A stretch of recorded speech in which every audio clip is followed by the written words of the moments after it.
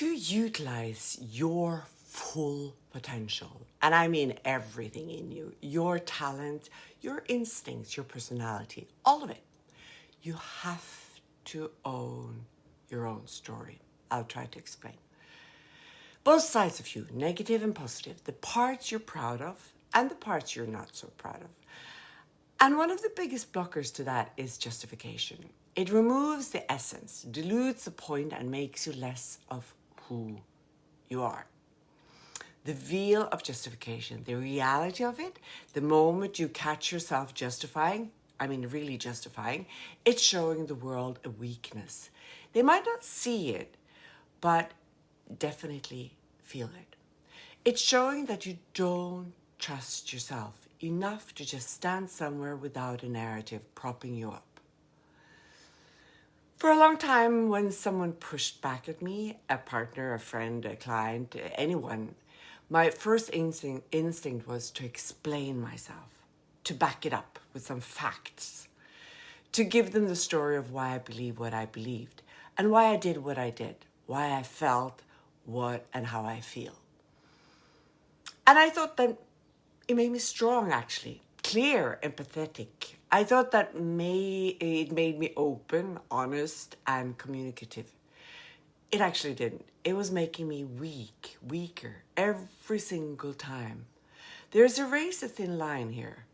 Think about it. If you have to explain yourself because of some decision you made, some boundary you set, some opinion you held, the moment you have to build a whole story to back it up, that decision already lost its power. Just think about it. It doesn't carry the same weight anymore. It's not solid. It's crumbling in real time. While you're talking, you also give others the means to attack your truth. It's yours. I can never be anyone else's. So just compare that to standing there, saying no, saying this is what I chose, and not adding the 15 sentences after it. That's a completely different energy. You can feel the difference when someone is explaining something to you versus when someone is justifying themselves to you. Justification has a small smell to it. You can hear someone's trying to back up their belief system, trying to defend you, who they are. And the second you hear that, the whole argument, even if it's right, starts to fall apart, evaporate. This is true with your partner. It's true with your friends. It's true in business, in negotiations, in every single room you walk into. If you believe something, you stay firmly where you're at. You don't know the room of defense. You just have to choose yourself. So what do you do instead? This is the part where most get it wrong. They think the alternative to over-explaining is being cold or shutting people out. It is not. The alternative is presence. It's staying quiet, observing, and being okay with not having the answer immediately available for someone else's comfort. And this is the interesting part, at least for me, because this is where uncertainty comes in. If you leave out the noise of too many words, your surroundings become uncomfortable, and so do you. This is the backdrop of justification. It's not really about the other person. It's about you not being able to tolerate the uncertainty of that moment. Someone challenges you. There's a gap of silence. There's a tension in the air. And justification is the thing you reach for to fill that gap. It's a relief. It's an escape hatch from sitting in, I don't know if they understand me right now. And that's uncomfortable. But uncertainty isn't your enemy. Uncertainty is actually where your power lies. The moment you can sit in, I'm not going to explain this right now, and I don't know what you're thinking about me, and I'm still going to be okay. that's the moment you stop giving your energy away. Because when you justify, you are handing it all off on your effort.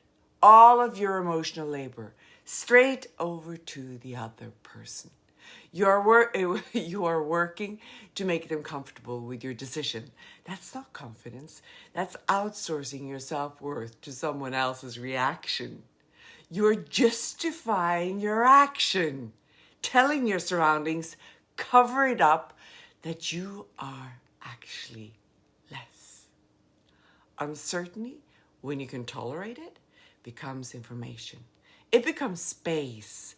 It becomes the room where the other person actually has to sit with their own discomfort instead of you rescuing them from it. And at the same time, owning your decision and your truth. So this was why it was hard for me in the beginning, because it wasn't really justification the problem at first. It was an impatient problem. I am by nature a deeply impatient person. If there was tension in an argument, in a business conversation, anywhere, I needed it resolved immediately. I couldn't sit in the gap.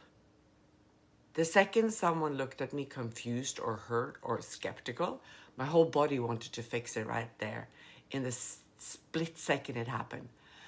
And the fastest tool I had to fix it was words.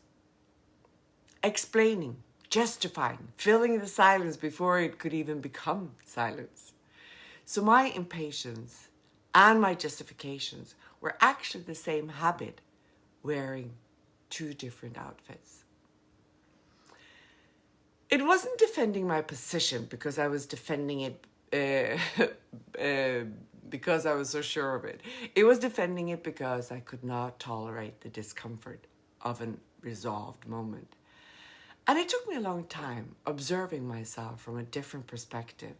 I mean, embarrassingly long, to even see the pattern.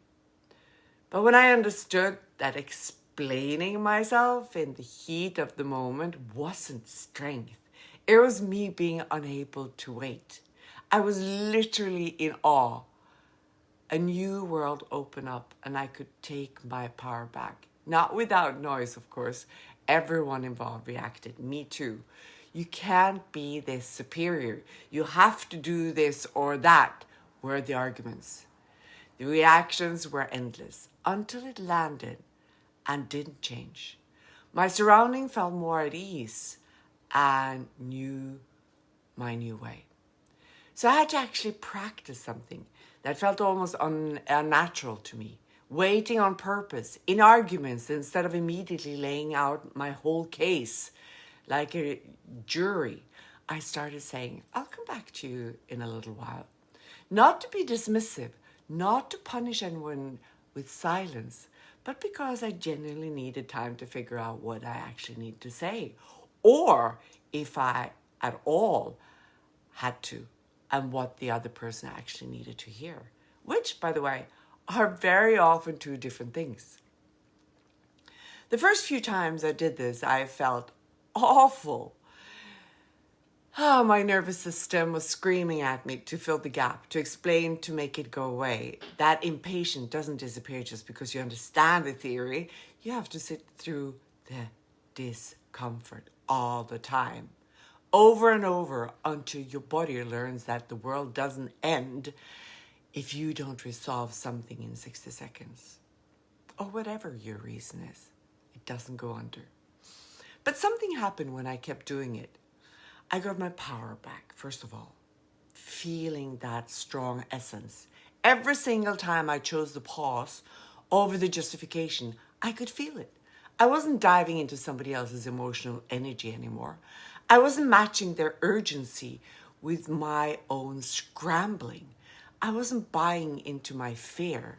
I was standing in my own space, separate from theirs, and coming back to them when I actually had something true to say. Not to comfort, not to make them feel better, not something reactive. This changed everything in my business too. Not just relationship, When you're negotiating, when you're setting a price, when you're making a decision that someone questions, the instinct is to over-explain your reasoning to make people comfortable. But I learned I didn't need to justify it. I just needed to utilize whatever I already was, whatever decision already was. Let it stand on its own. If the decision needs a paragraph of defense to survive, it was never that solid to begin with. So if you want to alter this, observe yourself this week. The next time you feel that pull, that itch to explain yourself, to justify a choice, to back up who you are with a story, stop for 1 second and ask yourself, am I explaining or am I justifying? Explaining is generous. Justification is fair, wearing generosity's clothes. And if you catch yourself needing to fill an uncomfortable silence immediately, that's your impatience talking, not your truth. Let the silence sit. Let the uncertainty sit. Come back when you actually have something real to say.